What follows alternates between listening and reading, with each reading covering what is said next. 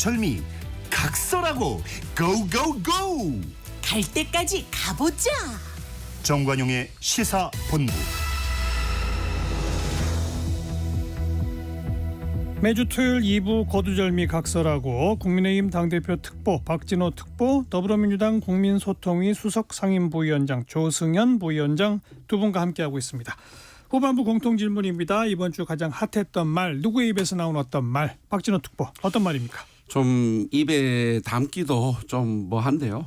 그 함세웅 그 신부의 방울 발언을 저는 꼽고 싶습니다. 네. 이 그 추미애 전 장관 이제 출판 기념회에 참석해서 예. 또 이 추미애 전 장관을 좀 띄워주기 위해서 이 방울 달린 남자들이 여성 하나보다 못하다라는 발언을 했고요. 여기서 이제 그 언론을 통해서 봤을 때 방울 달린 이제 남자들이 결국 이제 문재인 전 대통령 또 이낙연 전 국무총리에 이 해당되는데요.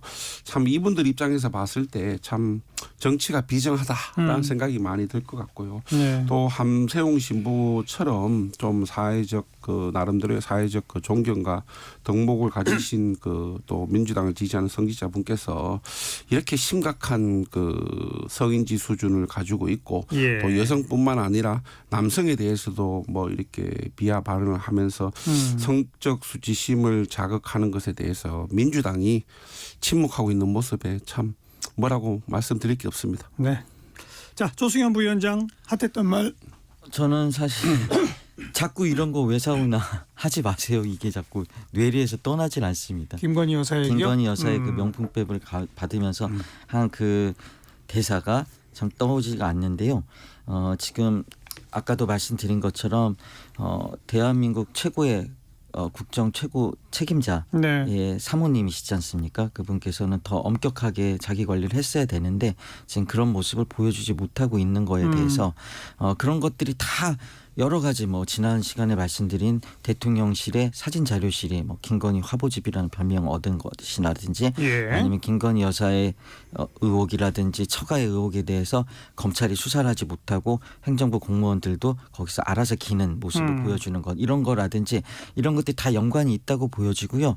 이런 부분에 있어서 참 윤석열 대통령께서 많은 자성을 하고 새로운 정말 발상의 전환을 하지 않고는 예. 이 늪에서 낮은 지지율의 늪에서 벗어나지 못할 것 같다는 생각이 들었습니다.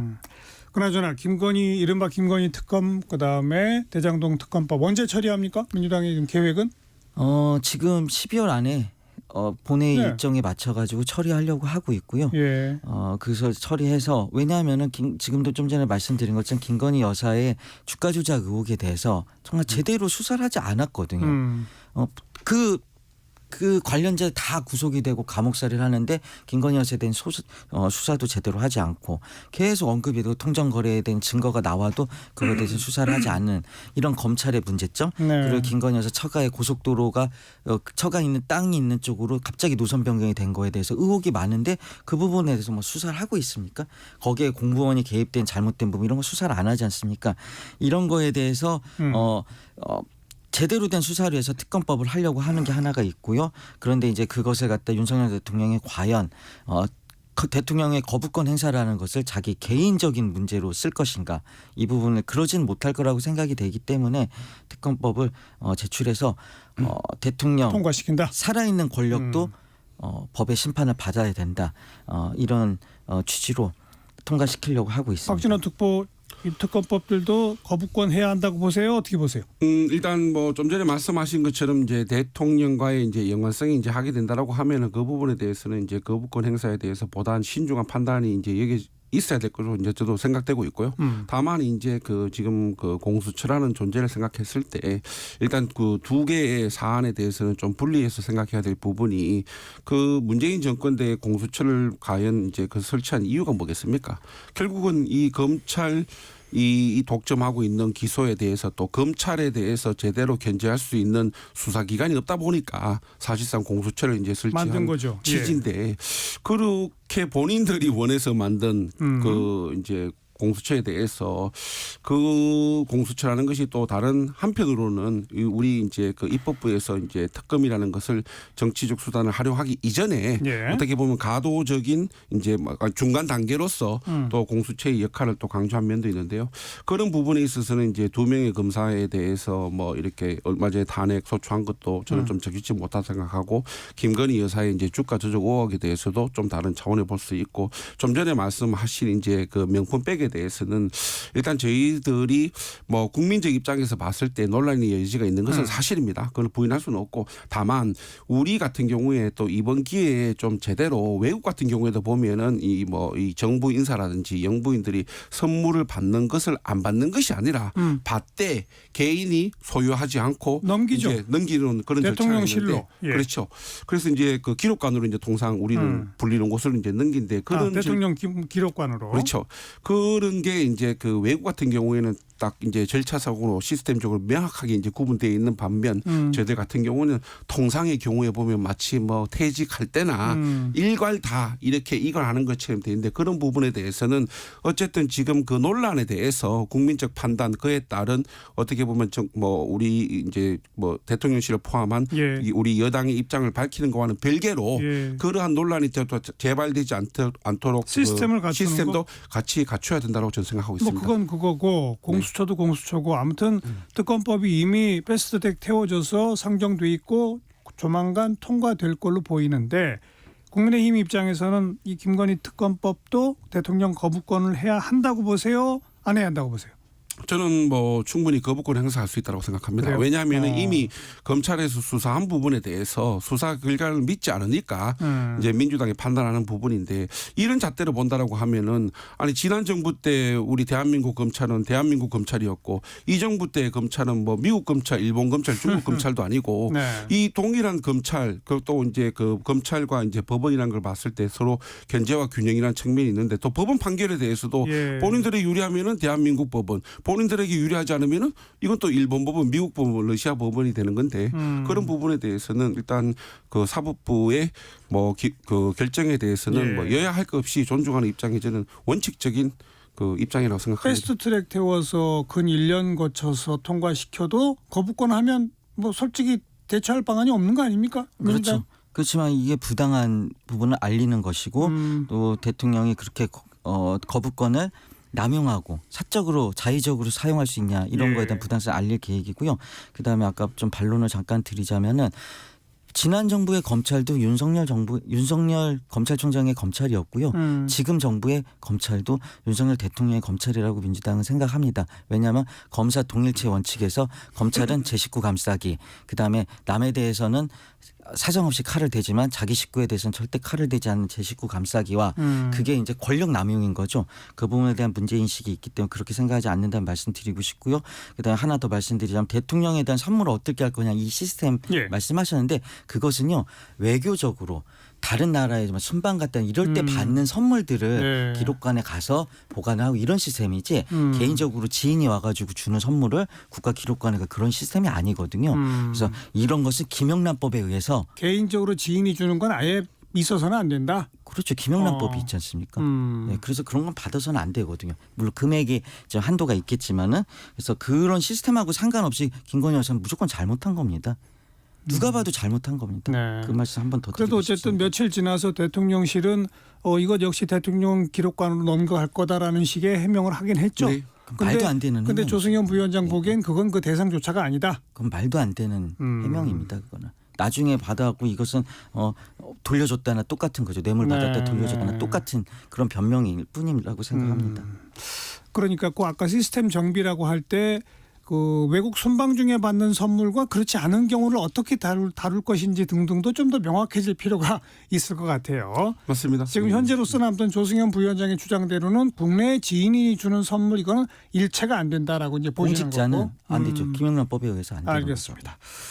자, 아까 잠깐 언급 나왔었죠. 김용 전 민주연구당 연구원 부원장 징역 5년 실형 선고받고 법정 구속이 됐습니다. 그리고 판결문 내용들이 여러 언론에 보도가 됐는데 대장동 사업과 이재명 대표와의 연관성 상당히 인정하는 듯한 표현들이 많이 있고 또 김용 전 부원장의 이 정치자금 받은 것은 거의 전적으로 대선 후보 경선 자금으로 쓰였다라고 하는 것이 인정되는 판결문이 나왔는데 민주당으로서는 상당히 당혹스럽겠어요. 어떻습니까? 그런 측면이 있죠. 당혹스럽고 사법부 판단에 대해서는 존중을 해야 되지만 검찰의 수사 방식에 대해서는 의문을 갖고 있는 거죠. 검찰이 이제 공소를 유지하는 방식에 대해서 또 왜냐하면은 이 뇌물죄 분명히 유동규 씨가 받았을 때 그거에 뇌물죄로 처음에 얘기를 하다가 예. 그걸 다시 정치자금법을 바꿨지 않습니까? 그건 이제 어떻게 보면 그 자체가 플리바게닝 형량 거래 의혹이 나올 수가 있는 겁니다. 왜냐하면은 뇌물죄 형량하고 정치자금법 형량은 차원이 다를 뿐만 아니라 뇌물죄의 경우는 추징을 받지만 정치자금법은 남한테 줬기 때문에 그거에 대해 추징도 받지 않을 뿐만 아니라 이거에 대해서 자기는 이렇게 무죄가 나올 수 있는 상황이 돼버리는 그렇죠. 거죠. 유동규 네. 씨는 무죄가 됐죠. 그렇죠. 뇌물이 아니기 예, 때문에 예, 자기 예. 잘못 하나도 없다고 판단이 되는 것이고 남한테 줘버렸기 때문에 그냥 받아서 전달했다 이렇게 된 거죠. 책임도 그대로 전가가 되는 이런 식의 기소를 항상 즐겨 하는 걸로 알고 있습니다. 뇌물죄로 얘기가 안 될 땐 정치자금법 돌려서 형량 거래를 통해 가지고 이렇게 너는 봐줄 테니 이렇게 누구만 불어라. 예. 한 사람만 불어라. 이런 식의 수사를 하고 있고 그 회유 협박에 의해서 이런 결과가 나왔을 수도 있다는 생각이 되고요. 그 예로 이제 그 재판부가 검찰에 대고 얘기를 했습니다. 공소장을 변경해 가지고 이 공범 문제를 정확하게 해결을 해라. 이게 지금 이 사람도 같이 받은 거 아니냐. 그리고 줬어도 같이 준 거 아니냐. 이렇게 했는데 그 부분을 공소장 변경 안 해서 재판부 입장에서는 불고 분리의 원칙에 의해서 고발하지 않았기 때문에 처벌할 수 심리할 수 없다. 이 판단에 의해서 유동규 씨가 무죄가 됐는데 결과적으로 이 사안에 있어서 유동규 씨가 과연 무죄가 될 만한 누가 봐도 이 사람이 무죄가 되는 건 말이 안 되고 형량거래 의심되지 않습니까? 그 부분에 있어서 이 재판부의 판단을 뭐 불복한다는 뜻이 아니라 예. 검찰이 이런 식으로 프레임을 만들어 가지고 야당에 대해서 문제 삼는 거에 대해서 이의 제기를 하나가 할 수 있고 두 번째는 뭐냐면은 이걸 대선 자금 흘러갔다고 얘기를 하는데 잘 아시다시피 저희가 대선 자금이 남아 돌았습니다. 다 경선 쓰질 자금이? 못했습니다. 예. 예. 후원금이 첫날 다 만땅으로 채워졌고요. 그 돈을 다 쓰지도 못해서 돌려줘야 되는 상황까지 갈 수도 있었거든요. 그러니까 그런 상황에서 과연 이런 불법 자금을 받아가지고 또 더군다나 건설이라든지 네. 이쪽에 대장동 같은 경우에는 절대 그 계속 재판 과정에 나온 것처럼 절대 이재명이 알아서는 안 된다. 이재명이 알면 우리 죽는다.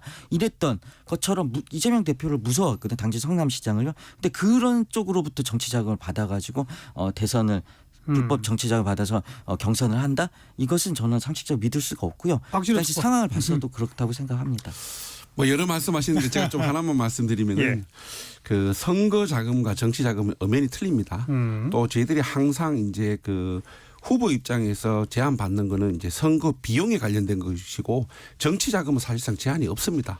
그 후보자 입장에서. 그리고 법적으로 항상 문제되는 것이 선거 비용 같은 경우도 당연히 문제되지만 대부분이 정치인들의 선거활동에 문제되는 것은 정치자금법 위반이 예. 맞습니다. 예. 왜냐하면은 그 정치자금이라는 것 자체가 일단 음성적으로 사용되는 사례가 많고 또 주로 계좌를 통하지 않고 현금으로 주고받는 경우가 많고 또 그럴 경우에 사실상 불법적 선거운동과 연관성이 매우 높기 때문에 그래서 선거자금과 정치자금은 그 명백히 그 분리할 필요가 있다는 것이고요.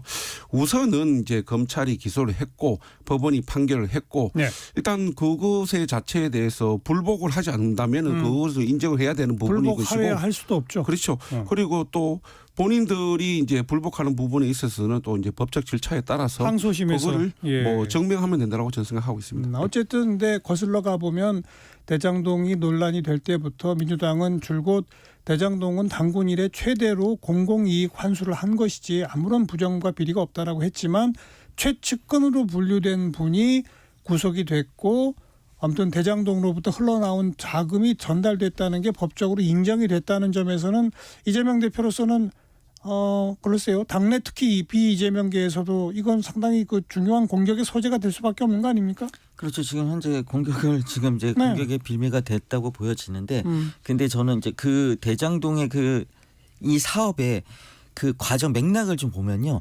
성남시에서 그 대장동 관련해 가지고 그 다른 개발 관련해서도 비리가 너무너무 많았습니다. 그리고 그 비리를 고발을 하고 그래서 선거에 나가서 성남시장이 된 게 이재명 당시 성남시장이고요. 그렇기 때문에 그런 비리를 없애겠다. 그래서 민간에서 공영 개발로 해서 그 모든 수익을 공적으로 가져오고 그 공공의 이익을 위해서 성남 시민을 위해서 이 사업을 하겠다 이걸 선언했는데 이제 민간 같이 하게 됐죠. 예, 예. 당시에 이제 국민의힘 전신이던 새누리당에서 반대를 했기 때문에 그런 건데 그 과정에서 그런 식으로 투명하게 비리 없이 공공의 이익을 위해서 사업을 하겠다고 한 분이 과연 그러려면 처음부터 돈을 먹을 계획이 있었다면 해먹을 결심이 있었다면 그런 걸 안 했을 거 아닙니까? 그런 동기와 그런 맥락을 좀 일단 설명을 드리고 싶고요. 근데 그 과정에서 이재명 대표도 사과를 했다시피 예. 주위에 있는 사람 관리를 못해서 그 부분에 대해서 사과를 했는데 그중에서 이제 더군다나 이 유동규 씨는 원래 그런 개발이라든지 이런 쪽에 전문가였기 때문에 그 사람이 중간에 문제가 있었다고 보여지고요. 그거에 대해서 사과도 했고 그것까지 컨트롤하지 못한 것에 대한 사과를 했는데요. 네. 지금 이런 맥락을 다시 한번 설명드리지만은 이런 결과가 나왔기 때문에 민주당 입장에서 당혹스럽고 또 이게 민주당의 내부 갈등에 그렇죠. 빌미가 되지 않을까 이 부분에 대해서 우려되는 지점도 있습니다. 그러니까 이제 그런 그 공공 개발을 추진하다가 민간 사업자가 참여하는 반관 반민 형태가 네. 결론이 났고 처음 사업을 시작할 때는 제대로 이게 분양이 될까라는 우려도 있었다라고 하는 게 이제 민주당의 일관된 주장인데 그렇죠. 예. 그런데 아무튼 결과적으로 대박을 쳐서 네네네. 돈이 엄청나게 들어간 이후에 어쨌든 지금까지 확인된 바까지만 보면 이 일부 측근들과 뭐 그 사업자와 유동규 등등이 수시로 만나 술 마시고 뭐 하고 그들 사이에 어떤 결탁과 커넥션들이 있었다는 것까지는 부인하기 어려운 거 아닙니까? 네. 돈이 그렇죠. 엄청 쌓인 이후에 네. 그렇다면 그건 좀 국민적 시각에서 볼 때는 떳떳하지 못한 거 아니냐라는 말이 끄덕끄덕해지는 거 아닌가요? 네. 일단 재판 결과를 끝까지 봐야겠지만은 예.